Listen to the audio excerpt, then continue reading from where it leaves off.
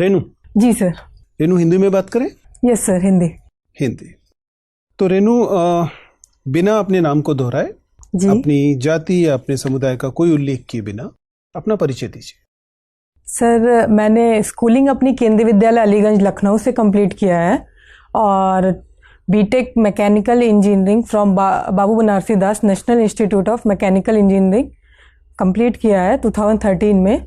और रिसेंटली मैंने Delhi School of Economics से मास्टर इन ज्योग्राफी कंप्लीट किया है और जेआरएफ क्वालिफाई हूँ और पीएचडी के लिए एनरोलमेंट के लिए फर्दर कोशिश कर रही हूँ।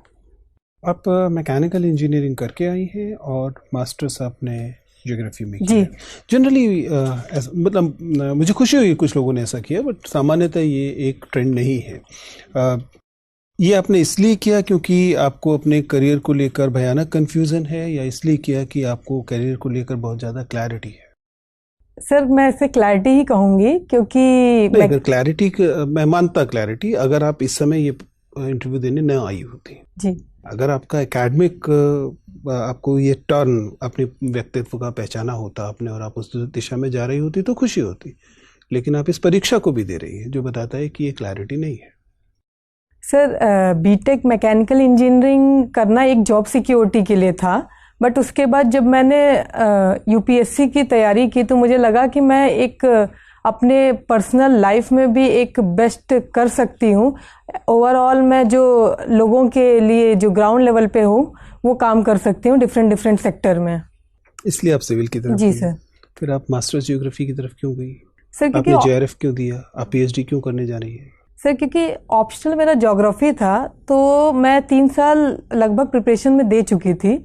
मुझे लगा कि मुझे अब एकेडमिक्स में थोड़ी कोशिश करनी चाहिए और मैंने फिर एंट्रेंस दिया तो मेरा एडमिशन हो गया दिल्ली स्कूल ऑफ इकोनॉमिक्स में, तो मैंने उसको फर्दर प्रोसीड किया।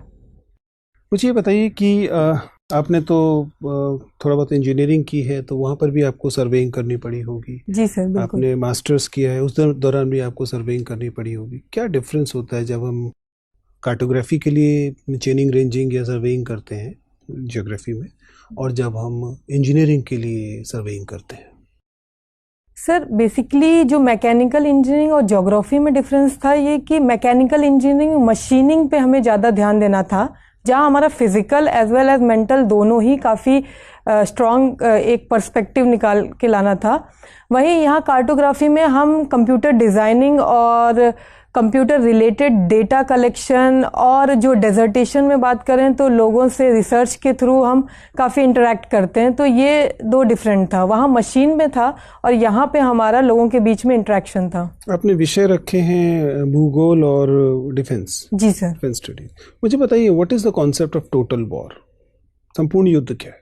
सर, वॉर को दो भागों में डिवाइड किया गया है। One is limited war, another is total war. किसने दिया कॉन्सेप्ट? सर, क्लॉजविट ने कहा था ये। क्लॉजविट ने के according limited war and total war, limited war तब होती है जब हम केवल सर्टेन रिसोर्सेज यूज करते हैं, जिसमें केवल आर्मी हो, नेवी हो और हमारे रिसोर्सेज जो हों वो यूज होते थे। लेकिन टोटल वॉर में हम कहते हैं कि एक पिन जो रिसोर्स हो वो भी यूज कर दे, जिसमें हमारा साइकोलॉजिकल हो, ह्यूमन हो, मिनरल्स हो, ओवरऑल रिसोर्सेज जो हैं हम यूज करते हैं total war. As a women, जब आप युद्ध के बारे में पढ़ रही हो तो मुझे ये बताइए कि is it true, there are feminist writers who have written all around the world कि युद्ध हमेशा स्त्री विरोधी होता है? किसी भी पक्ष से युद्ध हो रहा हो उसकी कीमत अक्सर स्त्री की देह पर या स्त्रियों को चुकानी पड़ती है। Do you agree as women that no matter what the purpose is, but war will always be anti women?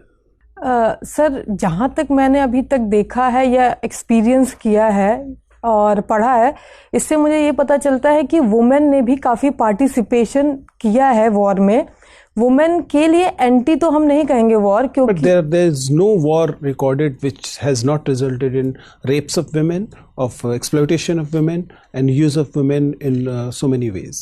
Sir, ये कहा जाता है कि वुमेन वल्नरेबल होती हैं वॉर के टाइम पे, बट अदर साइड देखा जाए तो जो वुमेन है उनकी सर्विसेज जो मेडिकल हो, आइदर वो खाना बनाना हो या बैक साइड जो हम कहते हैं कि जो पीछे से सपोर्ट करती हैं, वो बेसिकली वुमेन ही करती हैं और उनका फुल सपोर्ट होता है वॉर। Give me a few facts. CM Yogi Adityanath की कॉन्स्टिट्यूएंसी कौन सी है? सर गोरखपुर।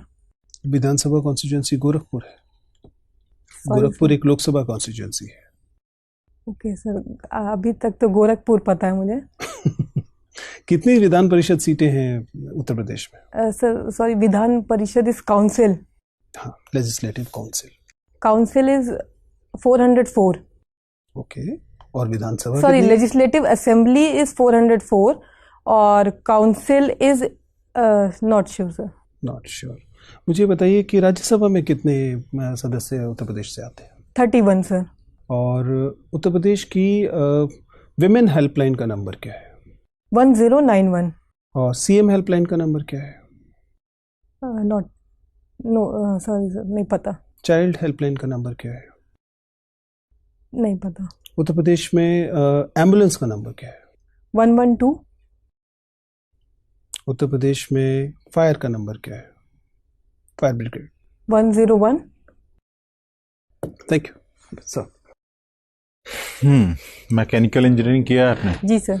ये MPFI इंजन क्या होता है भाई? Sorry sir? MPFI engine, MPFI engine, ऐसा कुछ पढ़ा था?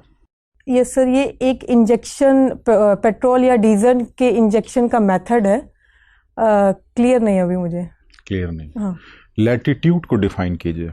सर, लैटिट्यूड सर ये एक इमेजिनरी और आर्टिफिशियल हम लाइन कह सकते हैं जो कि ग्लोब पे बना हुआ है, और ये हमारा हॉरिजेंटल को रिप्रेजेंट करता है। आपने पोस्ट ग्रेजुएशन किया है, जी सर। रिसर्च स्कॉलर हैं, JRF हैं, थोड़ा और टेक्निकल वे में बताइए। Sir, it is a imaginary line which is drawn on the globe और अर्थ।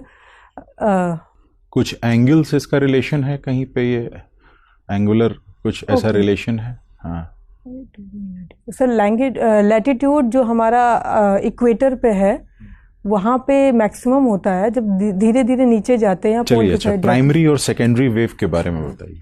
Primary and secondary wave. तो प्राइमरी वेव, सेकेंडरी वेव दोनों अर्थक्वेक के सेस्मिक वेव से हम कंसीडर करते हैं। नेचर में कैसे डिफरेंट है, बस ये बताइए। सर, प्राइमरी वेव में दो मेन वेव हैं, जिसमें एक हमारा रिले वेव है, दूसरा लव वेव है। सेकेंडरी में हमारा जो है अनुप्रस्थ तरंगे और अनुदैर्ध्य तरंगे होती हैं, सुना आपने? सर, हिंदी नहीं पता। ट्रांसवर्स और लॉन्गिट्यूडनल शायद कहते हैं वेव्स। जी, ट्रांसवर्स सर हमारा जो है वो परपेंडिकुलर होता है, लॉन्गिट्यूडनल हमारा P और S वेव किस टाइप की वेव्स हैं? सर सॉरी, आप तो पूरा एकदम फिजिक्स वगैरह पढ़ा होगा आपने। जी सर, बैकग्राउंड है आपका। अभी रिवाइज नहीं किया। अच्छा, रिलेटिव ह्यूमिडिटी क्या होती है और इसका प्रेसिपिटेशन से क्या रिलेशन है? सर, दो काइंड की ह्यूमिडिटी है, जिसमें रिलेटिव एज कंपेयर टू अगर हम एटमॉस्फेयर में देखें तो एक सैचुरेशन लेवल पे आ जाता है, तो वो नॉर्मल एटमॉस्फेयर और फिर आप इधर उधर घुमा रही हैं। अच्छा बताइए, no first use policy change कर देनी चाहिए कि नहीं? पहले हाँ नहीं में जवाब दीजिए, उसके बाद अपने पक्ष में तर्क दीजिए। हमें no first use policy change कर देनी चाहिए। क्यों? क्योंकि सर हम देखें तो वर्ल्ड में दो ही कंट्रीज हैं जो नो फर्स्ट यूज पॉलिसी पे काम कर रहे हैं, एक चाइना और एक इंडिया। लेकिन जिस तरह से थ्रेट हमारे इंडिया कंट्री पे है, वो हमारे नेबरिंग कंट्री जस्ट पाकिस्तान और चाइना है, तो हमें उनको एक साइकोलॉजिकली वॉर के अगर देखा जाए उसको चेंज करने के लिए नो फर्स्ट यूज पॉलिसी जो है चेंज करनी चाहिए। अच्छा, इस समय हमारे पड़ोसी देशों में सबसे अच्छे रिलेशन किसके साथ हैं और सबसे बुरे पाकिस्तान को छोड़कर? एक एक नाम बताइए बस। सर, सबसे अच्छे हम कह सकते हैं नेपाल, बांग्लादेश। फिर मैं कह रहा हूं आप भटक क्यों रही हैं? आप कन्फाइंड रहिए मेरे क्वेश्चन पे। एक सबसे अच्छे पड़ोसी देश और सबसे बुरे रिलेशन जिसके साथ हैं पाकिस्तान को छोड़कर। सर, सबसे अच्छे हमारे नेपाल के साथ हैं और सबसे बुरे हमारे चाइना के साथ हैं। अच्छा, महिला होने के नाते आपकी क्या स्ट्रेंथ है और क्या वीकनेसेस हैं? दो जल्दी से बता दीजिए। सर स्ट्रेंथ ये है कि मैं फ्लेक्सिबल हूँ किसी भी डिपार्टमेंट में। महिला होने के नाते कुछ पर्टिकुलर स्ट्रेंथ है? जी सर बिल्कुल। हाँ, क्या है? एक वो मैं मेंटली स्ट्रांग हूँ, क्विक डिसीजन ले सकती हूँ, फ्लेक्सिबल हूँ जहाँ पे मैं डिफरेंट डिपार्टमेंट में काम कर सकती हूँ। और वीकनेस मेरे ये हैं कि सर काम करते वक्त कभी कभी खाने पे ध्यान कम चला जाता है। Thank you madam. Renu ji ma'am. Uttar Pradesh की 5 हाईएस्ट पॉपुलेशन वाली डिस्ट्रिक्ट बताइए। वाराणसी, प्रयागराज। हाईएस्ट पॉपुलेशन है वाराणसी की? मैम क्रोनोलॉजिकल ऑर्डर में बताइए। डेटा क्लियर नहीं है मुझे। ओके, आपको बॉलीवुड मूवीज देखना पसंद है? जी मैम। कौन सी रीसेंट मूवी अभी आपने देखी है? अभी रिसेंटली मैंने ड्रीम गर्ल देखी है और कबीर सिंह देखी है। ड्रीम गर्ल से आपको ऐसा क्या इम्पोर्टेंट लगता है देखना, कि क्या मैसेज मिलता है, कैसी है movie? Ma'am dream girl basically एक सोशल मीडिया के कॉन्सेप्ट पे बेसिस है, जहाँ पे लोग अगर प्रैक्टिकल लाइफ में देखें तो वो लोनली रह जाते हैं, अकेले रह जाते हैं, और सोशल मीडिया पे वो काफ़ी ज़्यादा फ्रेंड्स हैं उनके, वहाँ पे वो काफ़ी एक्टिव रहते हैं, लेकिन रियल लाइफ में उनका लाइफ जो है काफ़ी लोनली और वो डिप्रेशन में रहते हैं। ठीक है। कॉन्स्टिट्यूशन में आर्टिकल 15 दिया हुआ है, जी मैम। बताइए क्या है वो? Article 15 is no discrimination on the basis of race, sex, caste, place of birth and religion. Okay. UN General Assembly के बारे में सुना होगा? जी मैम। बहुत ही ब्रीफली बताइए उसके बारे में। यूएन जनरल असेंबली अभी रिसेंटली आगे अभी होने वाला है, जो जिसमें क्या है बेसिक से यहाँ पे 197 कंट्रीज जो हैं अपने आप को रिप्रेजेंट करते हैं। ओवरऑल ये ह्यूमन राइट्स और डिफरेंट ट्रेड या डिफरेंट सेक्टर को यहाँ पे आके अपने कंट्रीज को रिप्रेजेंट करते हैं। Okay.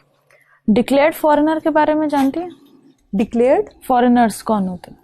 No ma'am, sorry. Greta Thunberg का नाम सुना है? No ma'am. Okay. Recently WHO की सुसाइड रिपोर्ट आई थी, आपने पढ़ी उस बारे में? No ma'am. आप अपना गैस बताइए कि इंडिया में सुसाइड बढ़ रहे हैं, ऐसा क्यों हो रहा है? मैम एक तो मैं कह सकती हूँ डिप्रेशन रीजन है, जहाँ पे और डिप्रेशन होने का रीजन क्या है? डिफरेंट है। अगर स्टूडेंट है वो तो एक अनएम्प्लॉयमेंट रीज़न हो सकता है, दूसरा फार्मर्स हैं जिनका लोन वेवियर का इश्यूज हैं, और वुमेन हैं उनके लिए भी डिप्रेशन का ही इशू है। वुमेन डिप्रेशन में क्यों जा रही हैं?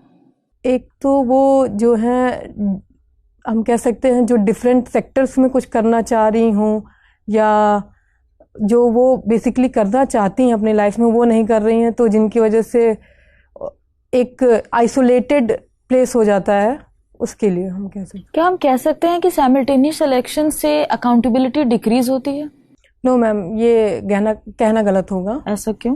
क्योंकि साइमल्टेनियस इलेक्शन हमारा एक वन नेशन और वन इलेक्शन की बात करता है, जिसमें जो भी हमारे एडवर्टाइजमेंट होंगे, जो भी हमारे नेता लोग या पॉलिटिशियन उसके बारे में कुछ कहना चाहेंगे, वो एक तरह से वो सब पूरे कंट्री ओवरऑल कंट्रीज तक एक टाइम पे जाएगा। 5 साल में एक बार इलेक्शन हो रहे हैं, बीच में आप गवर्नमेंट को अकाउंटेबल करके ना आप नो कॉन्फिडेंस मोशन ला सकते हैं, ना गवर्नमेंट गिर सकती है, तो एक तरीके से अकाउंटेबिलिटी तो डिक्रीज हुई।